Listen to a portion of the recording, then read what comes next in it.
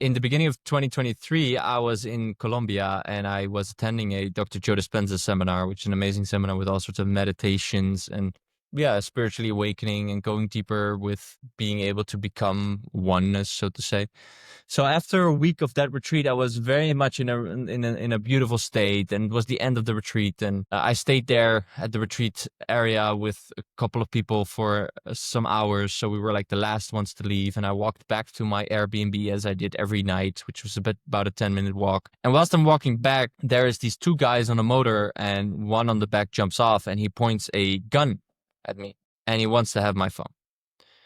And my reaction while standing there was to run away, which was kind of like a survival instinct reaction. At the same time, I do remember having this like split moment thought of like, nah, this is not my moment to die. He's not going to shoot me.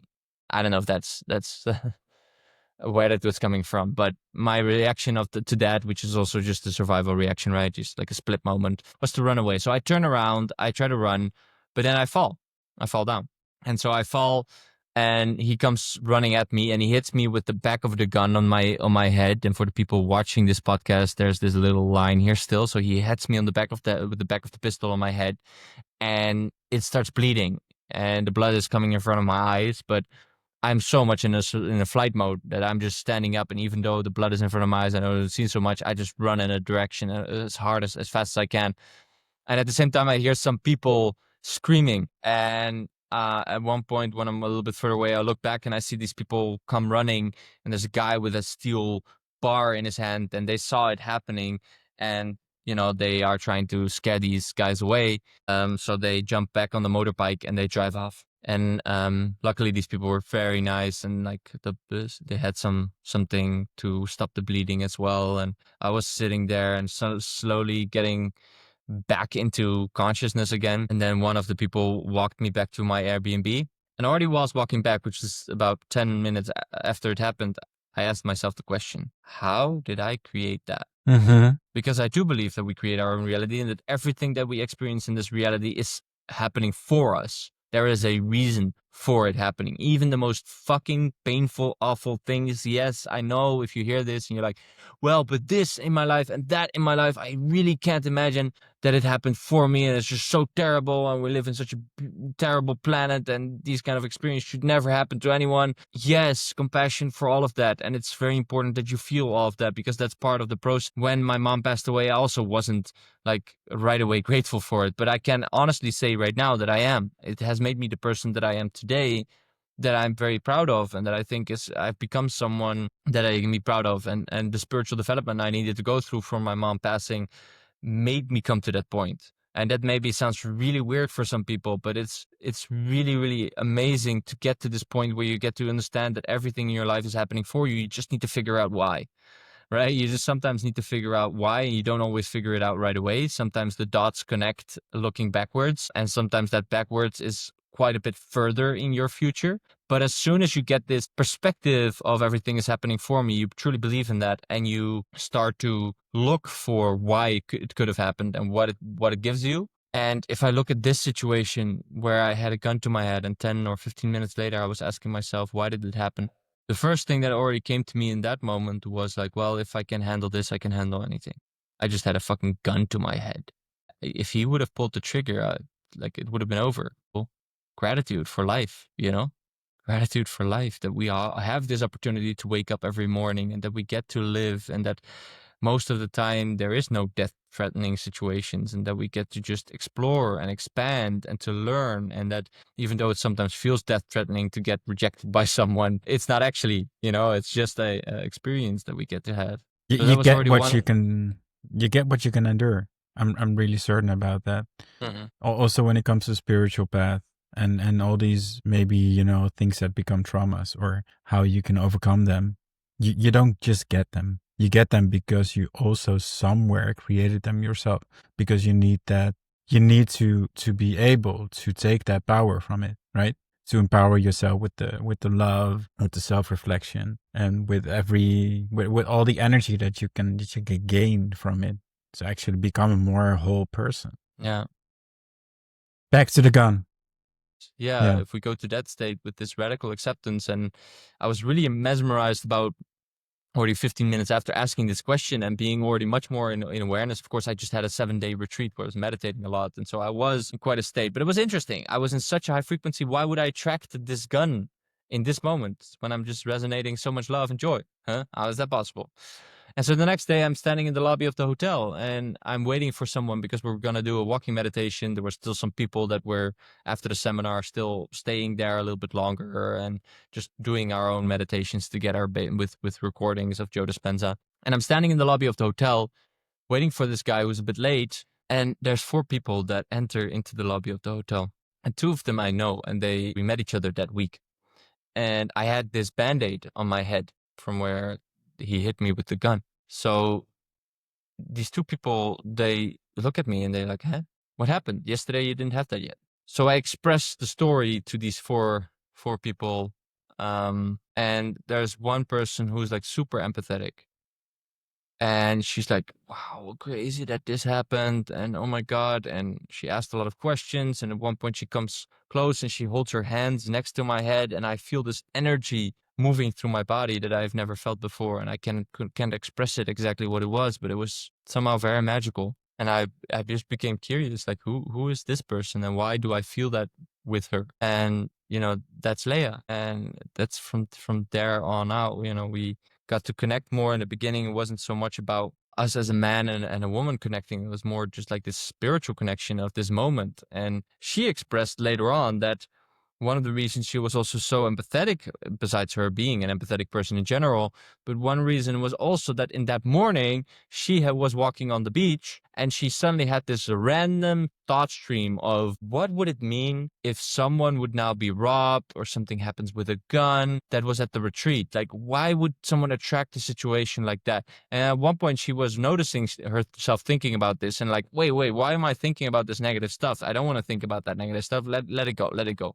But what I believe is that she wasn't just thinking about it. She was just picking up on the signal of what I experienced the night before. Yeah. And so Yeah. when she saw me and I shared the story, of course, this also touched her. And she's like, well, oh my God, why did I pick up on that? And, and a month later, I visited her in Costa Rica, where she was living at the time, to explore the spiritual connection, to explore our business collaboration that we were already talking about before. And then after 3 days, we were walking on the beach and I felt something in my heart. And I basically just expressed from a sense of disbelief because I hadn't fallen in love in quite a while. I expressed to her, like, can I actually fall in love with you? Because there was a question in my head that I was struggling with because I was with different women over the years, but always I missed this feeling that I had with my first girlfriend where I truly fell in love. And with these other women, I had beautiful connection, but there was always this not being fully in love. And then suddenly I felt this feeling again in my heart and I was a little bit cautious.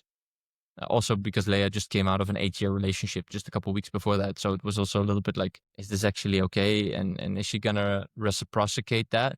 Is she going to also? But then I was like, I don't fucking care anymore.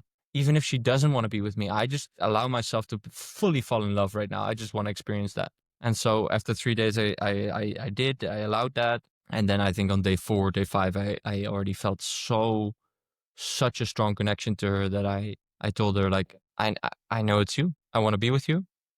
And I know that you're in your process of, you thought you were going to be single for a while because you've been in a relationship since you're 16. You just came out of an 8-year relationship. So you're not at all at the point of going into a new relationship. I fully respect that, but I am with you. I am not going to be with any other women. And I see us having children after like 4 or 5 days, Yeah. It's like, I think if you would bring this script to Hollywood, they would like not write a movie because it's too cliche or too cheesy or something, No, No, but no, like not how at it all all. happens, like this magic, yeah, of course, and then of course he meets Jesus. What a script, It's like, but it's actually what happened, and it was so clear to me. It was such a nice feeling to have so much clarity because in the previous relationships before that, there was always this feeling of like, but is this the right person? Is this actually where? And now there was no doubt whatsoever, and it just clicked. And yeah, and then 4 months later, she expressed that she's ready to now step into the relationship. So it took a little bit of time. She even had some experience with someone else, which I don't know. Yeah, there was a little bit of a moment of like, oh, is she now going to be with this other person, or this other guy, maybe? But at the same time, there was just so much trust and so much knowingness that we were supposed to be together. It was like, yeah, go and have that experience. That's what you need. Go and have it. And I'm ready. I'm here. And I wasn't with any other women since that time. And I was just waiting and just being very, very, not waiting, but just very lovingly there.